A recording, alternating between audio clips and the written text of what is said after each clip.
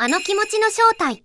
創世のアクエリオン第4は大変気持ちの良い解決編でした。桃姫の気持ち悪いにショックを受けたリミアのよりアクエリオンがピンチに陥ったのが前回の終わりですね。そんな状態ではやはり戦闘不能に陥り、神話中には杭を打たれ逃げられてしまった。新しい設定がまた出てきましたね。柱のようなものを土地に打ち込んでいたのだけど、簡単に言うと土地のマーキング。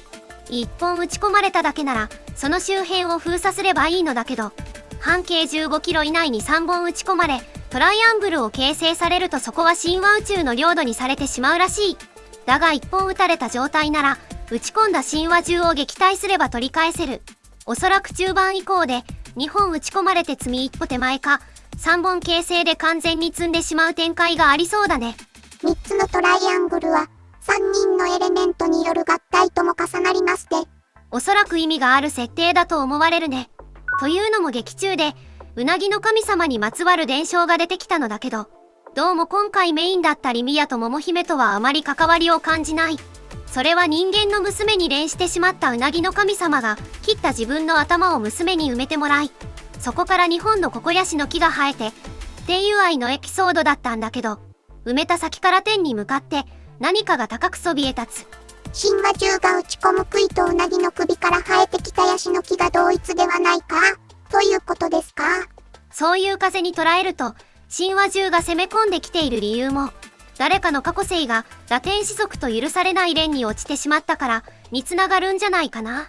うなぎと人間の異形の連が堕天使族の表現だったんじゃないかということですか。加えてその木から落ちるココヤシの実の殻にはうなぎの王様の両目と口と同じ模様が浮かび上がるらしいんだけど、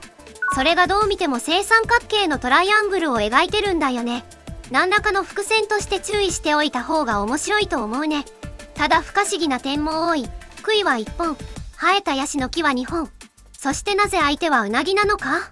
堕天使族なら背中から生えている羽に言及するはずなんだよね。羽の生えた異形たちのイメージを神話中からサッコたちは見させられているし、でもうなぎのイメージは触手をうねらせている神話中とどこか合致するような気もする。一応神話中自体は過去のシリーズにも登場していて、それは生物兵器の扱いだったんだけど、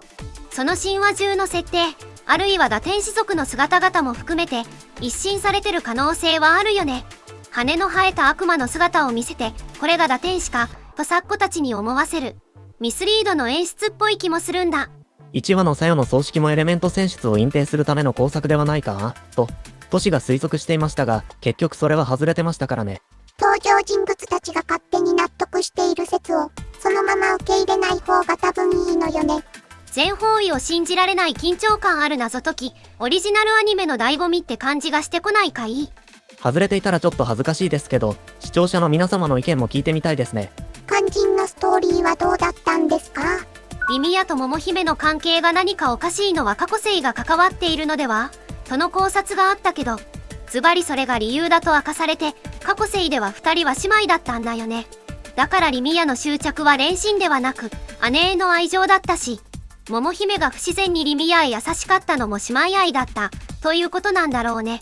ただし桃姫の欠落した感情について具体的に説明はなかった。ただ恋愛経験が皆無なのを悩んでるし、それも過去生でも同様だったっぽいから、それに絡んでるのかなと推測は立てられる。個人的にはこの真相、落としどころは納得感が強いんだよね。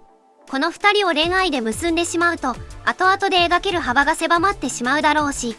共感性に欠けたリミアの前世が、お姉様大好きな妹っていうのは共存できる要素だなと。ここで異性愛の感情を覚えて、人並みに優しくなったり、思いやりを持ち、リミアの面白みである共感性が欠如したサイコパスキャラがなくなったら、多分つまらなくなることは目に見えていますからね。欠点を乗り越えて成長していくというドラマの方向性もあり得るんだけど、この作品では欠けてるところも含めてその人の個性で包み込む感じじゃないのかなって思ってる。そもそも心のバランスが整ってしまったら、多分エレメントじゃいられなくなりますとね。とりあえずまた場の空気を読まず気まずい発言を連発しつつもお姉様好き好きで、我々を驚愕させるリミア君でいてほしいなと思いました。今回は以上です。皆さんの感想やご意見をコメント欄に投稿してくださると嬉しいです。チャンネル登録、高評価もよろしくお願いします。それではまた次回の創世のアクエリオン感想でお会いしましょう。チャンネル登録もお願いします。